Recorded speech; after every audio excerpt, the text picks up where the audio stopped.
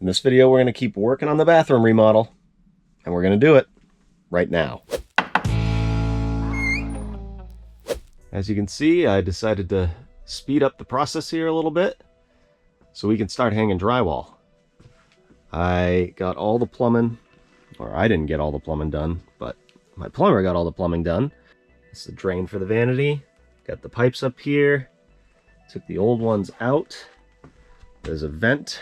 This is actually a vent for the toilet as well. You can see I finished my floor, concrete board, and we have the heat in. Moved it from over here to here. Way better. Should be under the window anyways. What I did was put these pieces of drywall, these strips, in there temporarily. Screwed into those, and when I go to put my drywall up, I can take these strips out, take the screws out of this, let this heat hang, and then tuck my drywall right behind it, reattach the heat permanently. We got vents up for the laundry and for the shower. Those go up and go out of the house. I insulated my interior walls with mineral wool for sound. That's the only thing that's there for. And I did the ceiling and then put the vapor barrier on. This is 6mm plastic. I used unfaced insulation, which this is faced. I used unfaced and then put that up for a vapor barrier. So did a couple nailers and stuff, and yeah, I'm ready for drywalling.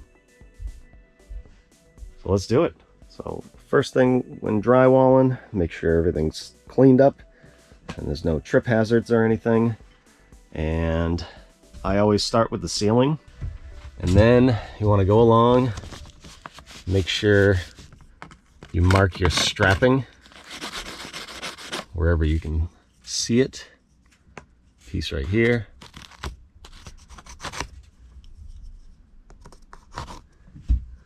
So I'm going to do that around the entire bathroom. Now, I definitely don't recommend hanging this drywall by yourself, especially on the ceiling, if you like your back. But I'm too stubborn to ask for help. The good thing is I have this cut about an inch. So what I can do is cut my piece and put this end up there and hold that end, and this will support this. This will be my friend today. And I'll do the same thing with this piece, let it sit up there, and I'm running them this way. So I don't know, we'll see how it goes. I'm going to be using a drywall gun, and it has the head on here already sets the depth of where the screw should be. So I'm going to test it before I actually use it. And that's perfect. Basically, you want to just not break the paper of the drywall. I actually made an entire video just dedicated to that, how to install sheetrock screws. So I'll leave a link in the description over to that video if you're interested. But as long as you don't break the paper and you go in straight, you should be good. Now the reason I'm hanging these sheets this way is because the drywall will end up half on this piece of strapping, and that's good because that will eliminate a couple seams. The less seams that you have in drywall, obviously the easier. Less to mud. So that's half on. It's good. Measure for my piece. I'm going to leave it a little, give myself a little wiggle room, probably a 1/4 inch or so, 85 3/4. And then I'm going to measure this one too, because I have a feeling this is not square whatsoever. So it was 85 3/4. Wow, 85 1/2. So I think I will be okay if I cut it at 85 1/4. That's what I'm gonna do.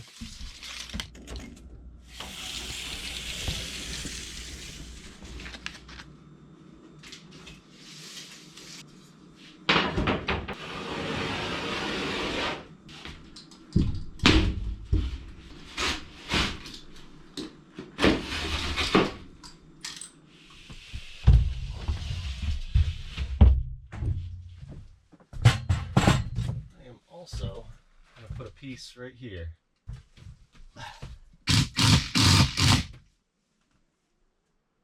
That will hopefully help hold it up.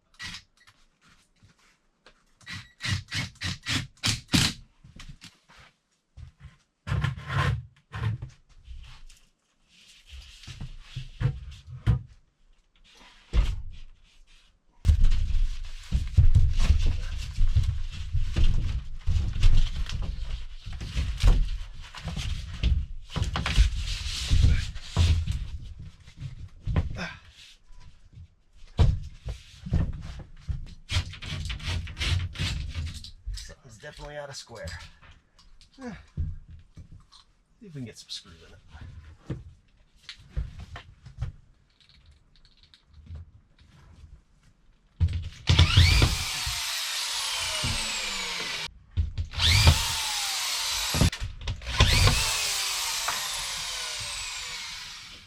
Yep. Something was just out of square. Old houses.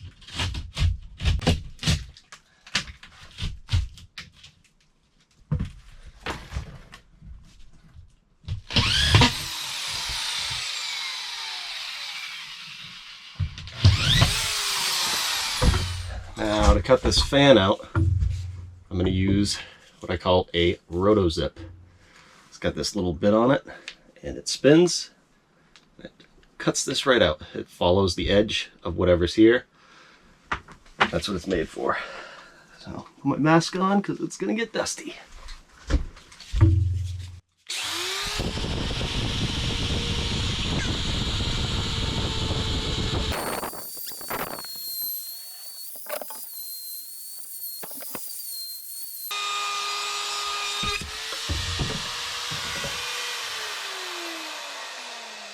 Yeah, that happens sometimes. Sweet.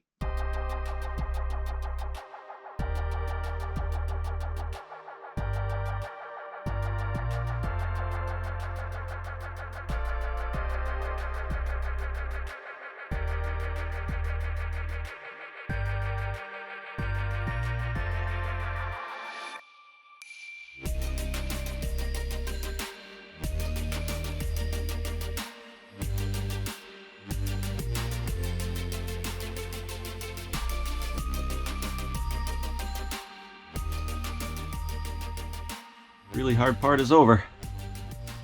Now we do the walls.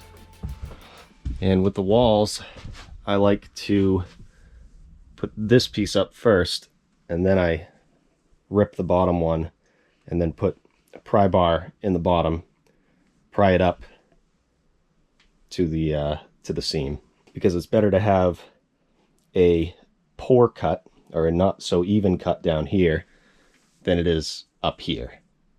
So that's why I do that one first. It'll be a nice clean seam or clean corner. Should be anyways. But this this house is not square whatsoever. As you can see, I even measured to try and make up for that. But when they did this addition, so this is against the wall. This is where they should have built the wall. And that is actually where they built the wall. So the further you move it down this way, you can tell how off that wall is. But I wasn't going to do anything about that. By the time I fixed it, I would have had, you know, 5 or 6 less inches of bathroom. So it is what it is. Old house, but everything else is going to be brandy new.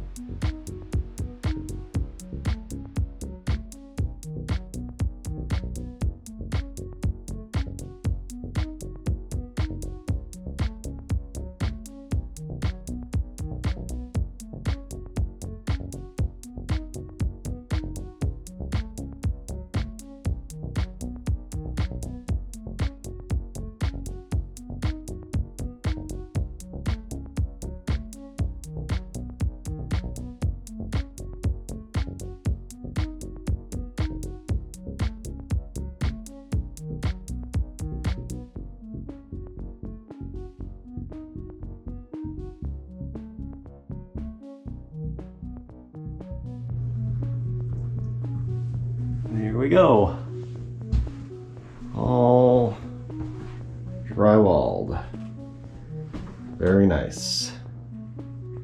Well, I guess it's finally time. Take care of the shower.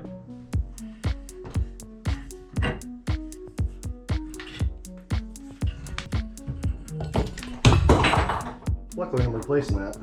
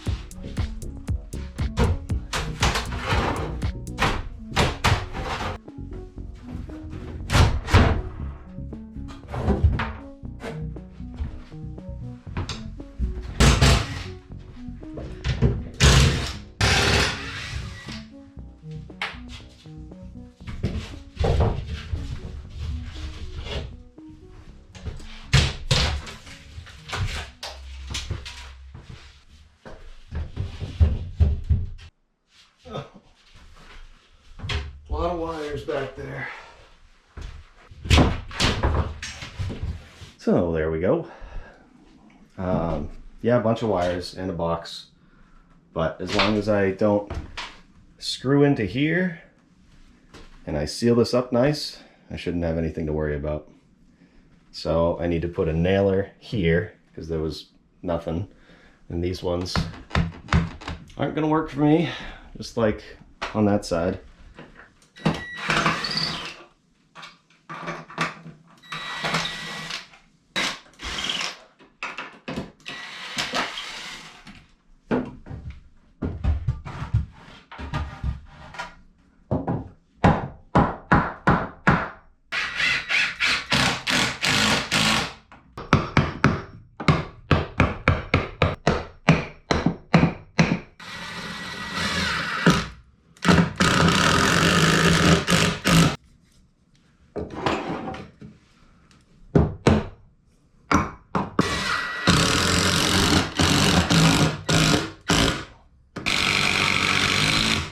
So now what I've found out from doing this is this is perfectly level, but if you look up here, that's where the rest of the wall is. So I had to hold it away that much to make it level, which means I'm going to have to bump these out. It's just one thing after another, isn't it? I was gonna put pieces in here anyways, 1/4 inch, to kind of get over this lip so the backer board can sit right on the tub. But now I'm gonna have to go from 1/4 inch to whatever makes it level up here. I ripped my 3/8 piece that's gonna go here on the level stud. And then I cut a little piece of 3/8. That's how far I wanna hold this out so that, like I said, it can sit tighter on the tub. And what I did basically is took a nice straight board, held it like this, and then held it out wherever I needed to with the level. And I measured that, and I ripped that from 1 1/8 to 3/8. So now, when I put that piece in, this wall will be nice and level. I measured from here to there and down here, and now it's the same measurement and the same right here, whereas before it was off. So from there to the outside of that wall is all even. And might not have been a huge deal, but one thing that would have happened is if I start my tile at the bottom, by the time I get up here, the measurements are off by 1.125", and then I would either have a gap there or the tile would be cut unevenly. So just to avoid that completely, I'm going to put all these strips in.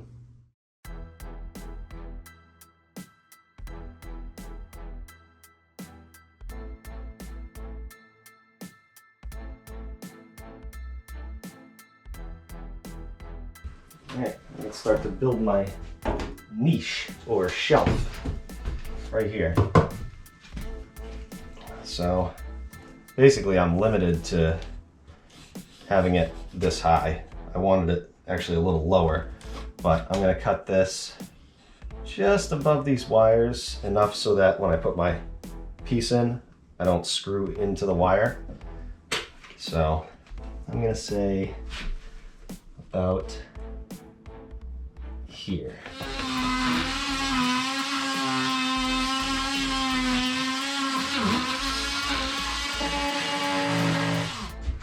So I'm going to make it 14 inches, but I have to take into account 1.5 inches for a piece going this way, 1.5 inches piece going this way, and then 1/2 inch, and my tile. So I should actually add about 1/2 inch here. And I can cut this one, frame it out.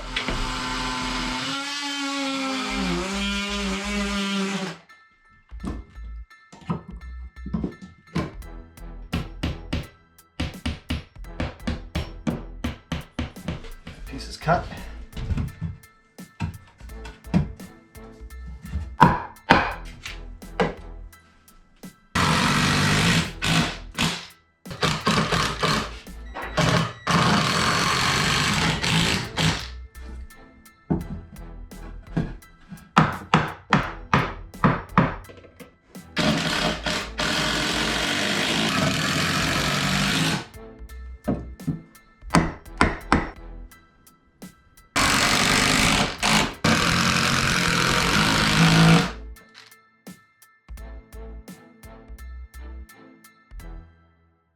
There we go. All insulated. So I got all my drywall on and I'm pretty much ready for backer. But not until next time. So that's where we're going to wrap this one up. If you enjoyed seeing this, you can check out some more episodes here and here-ish. And of course, if this is your first time, definitely consider subscribing if you enjoyed. So go click over here, and I'll see you there. Thanks for watching.